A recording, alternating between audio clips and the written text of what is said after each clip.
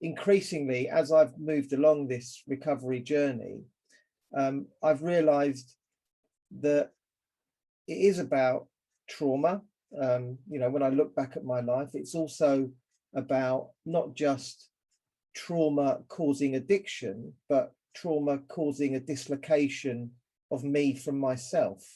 And yes, so absolutely. then the drugs and all the other stuff that came after that is a searching to reconnect to myself somehow. And you just end up kind of even more lost than ever. But if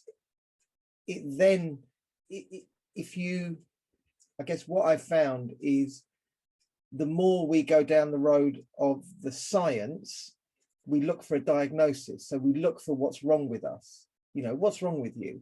Why can't you be like your sister or your brother or your friend? Rather than taking into account what happened to us and how that affected us.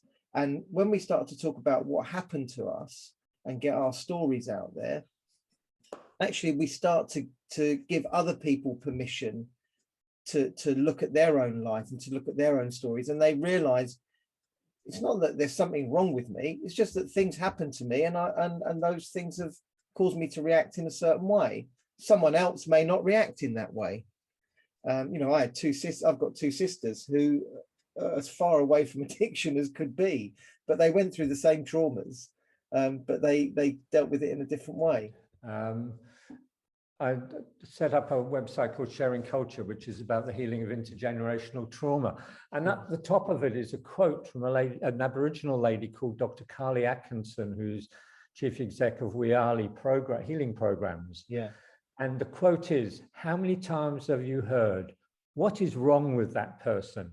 Yeah. There is nothing wrong with that person. Things are happening or have happened to that person. Yeah. It's exactly what you said. Yeah. And that's what it's about. And drugs and alcohol serve a function for a lot of people. And that's not chasing reward all the time. Yeah. It's killing pain. Yeah. And Gabor Mate, I mean, that's talks about it, childhood trauma.